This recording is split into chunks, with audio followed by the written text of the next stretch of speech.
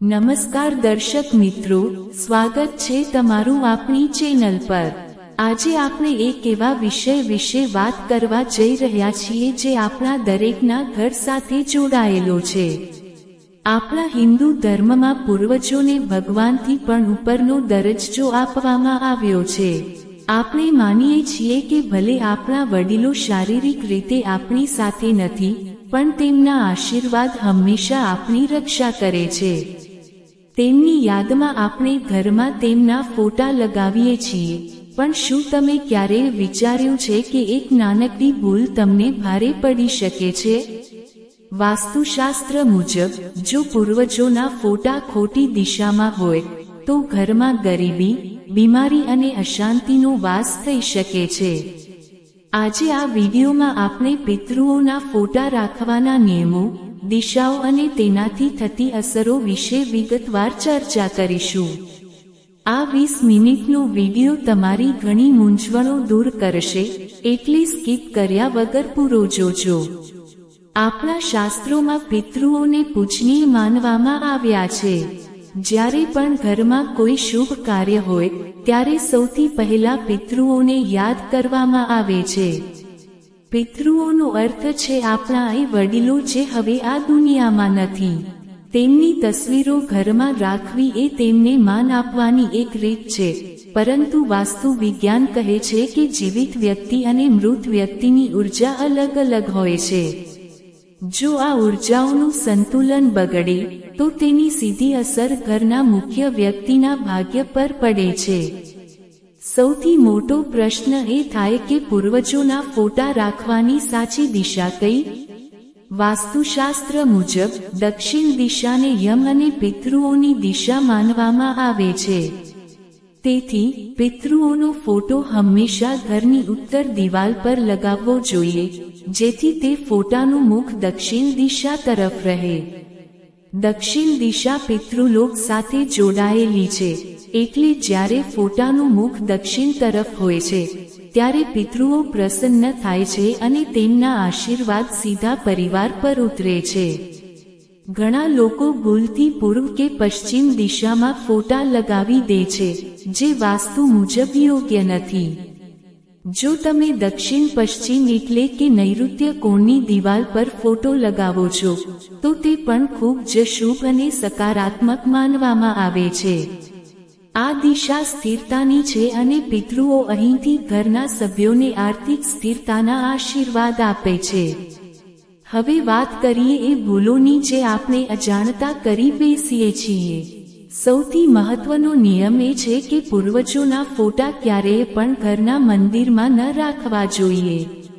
સાંભળવામાં કદાચ અજીબ લાગે, કારણ કે આપણે તેમને ભગવાન માનીએ છીએ, પણ વાસ્તુ અને ધર્મશાસ્ત્રો મુજબ દેવી દેવતાઓ અને પિતૃઓનું સ્થાન અલગ છે। જો તમે ભગવાનની સાથે પિતૃઓના ફોટા રાખો છો તો દેવદોષ અને પિતૃદોષ બંને લાગી શકે છે।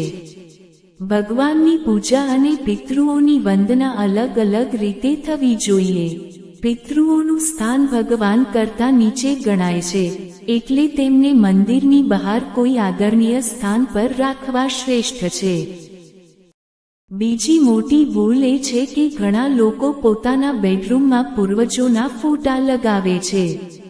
વાસ્તુ મુજબ બેડરૂમ એ આરામ અને અંગતપણુંનું સ્થાન છે। અહીં પિતૃઓના ફોટા રાખવાથી પતિ પત્નીના જીવનમાં ક્લેશ વધી શકે છે, રાત્રે ડરામણા સપના આવી શકે છે અને ઊંઘમાં ખલેલ પડી શકે છે। તેવી જ રીતે રસોડામાં પણ પિતૃઓના ફોટા ન રાખવા જોઈએ। રસોડું એ અગ્નિનું સ્થાન છે અને પિતૃઓની ઉર્જા શીતળ હોવી જોઈએ।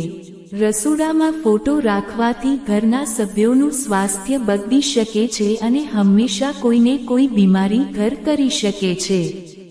બાથરૂમની દિવાલ પર કે સીડીઓની નીચે પણ ફોટો લગાવવો એ પિતૃઓનું ઘોર અપમાન માનવામાં આવે છે। આવું કરવાથી ઘરમાં નકારાત્મક ઉર્જા એટલી વધી જાય છે કે વ્યક્તિ દેવામાં ડૂબી શકે છે। ફોટો કેવો હોવો જોઈએ તે પણ સમજવું જરૂરી છે।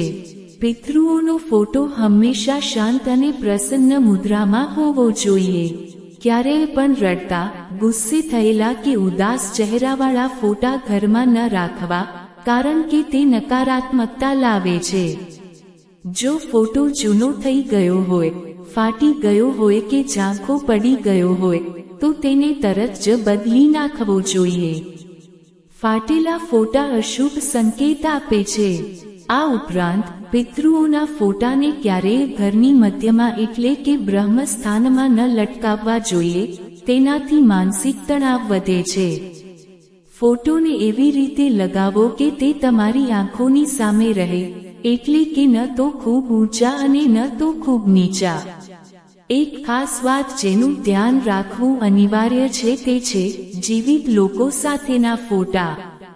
ક્યારેય પણ એવો ફોટો ન લગાવો જેમાં મૃત વ્યક્તિની સાથે કોઈ જીવિત વ્યક્તિ પણ હોય. વાસ્તુ મુજબ આવું કરવાથી જીવિત વ્યક્તિના આયુષ્ય પર નકારાત્મક અસર પડે છે અને તેની જીવનશક્તિ નબળી પડે છે. હંમેશા પૂર્વજોનો સિંગલ ફોટો જ રાખવાનો આગ્રહ રાખવો. જો પૂર્વજોના ફોટા ખોટી દિશામાં હોય તો તેના પરિણામો ખૂબ જ ગંભીર હોઈ શકે છે. વાસ્તુશાસ્ત્ર મુજબ ઉત્તર કે ઉત્તર પૂર્વ, ઈશાન કોણ દિશામાં પિતૃઓના ફોટા રાખવાથી દેવી દેવતાઓના માર્ગમાં અવરોધ આવે છે. તેનાથી પરિવારના સભ્યોમાં પરસ્પર વિખવાદ વધે છે, બાળકોના ભણતર પર અસર પડે છે અને નાણાકીય નુકસાન વારંવાર થાય છે. જો તમને લાગે છે કે મહેનત કરવા છતાં ઘરમાં બરકત નથી આવતી, તો એકવાર તમારા ઘરની દિવાલો તપાસી લેજો કે ક્યાંક પિતૃઓનો ફોટો ખોટી જગ્યાએ તો નથી ને? હવે સવાલ એ થાય કે જો અત્યાર સુધી ભૂલ થઈ ગઈ હોય તો તેનું નિવારણ શું? ગભરાવાની જરૂર નથી. સૌથી પહેલા તો ફોટાને સાચી દિશા એટલે કે ઉત્તરની દિવાલ પર, મુખ દક્ષિણ તરફ રહે તેમ અથવા નૈઋત્ય કોણમાં ખસેડી લો. દરરોજ સવારે અને સાંજે ફોટાની સામે દીવો પ્રગટાવીને તેમને નમન કરો. ખાસ કરીને અમાસના દિવસે પિતૃઓના નામનું દાન કરો અને ગાયને રોટલી ખવડાવો. આનાથી જો કોઈ ભૂલ થઈ હશે તો પિતૃઓ તમને માફ કરશે અને તમારા ઘર પર તેમની કૃપા દ્રષ્ટિ બની રહેશે. યાદ રાખજો, પિતૃઓ ક્યારેય આપણું ખરાબ નથી ઈચ્છતા, પણ વાસ્તુના નિયમો કુદરતી ઉર્જા પર આધારિત હોય છે. જ્યારે આપણે યોગ્ય દિશામાં ફોટો રાખીએ છીએ ત્યારે તે ઉર્જા આપણને રક્ષણ આપે છે. આ માહિતી માત્ર પરંપરા નથી પણ એક વિજ્ઞાન છે. જો તમારા ઘરમાં આ બધું નિયમ મુજબ હશે તો તમે પોતે અનુભવશો કે ઘરમાં સકારાત્મકતા અને સુખ શાંતિનો વધારો થયો છે. આશા છે કે આજનો આ વિસ્તૃત વિડિયો તમને ખૂબ જ ઉપયોગી લાગ્યો હશે. પૂર્વજોના આશીર્વાદ મેળવવાની આ પદ્ધતિઓ અપનાવીને તમે તમારા જીવનમાં ખુશહાલી લાવી શકો છો.